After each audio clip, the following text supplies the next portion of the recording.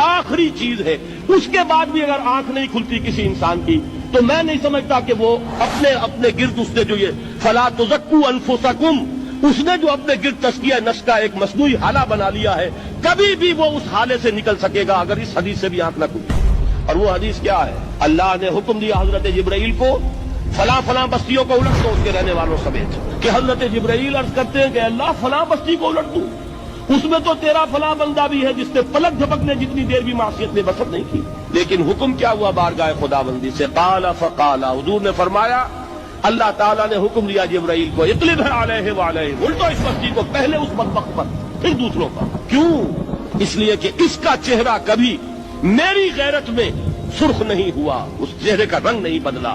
बेगैरत इंसान, बदियां फैलती रही, मेरे दीन को रौंदा जाता रहा, मेरी शरीयत की धजियां बिगड़ती रही, ये मैदान में नहीं आया, इसका खून नहीं खौला कभी।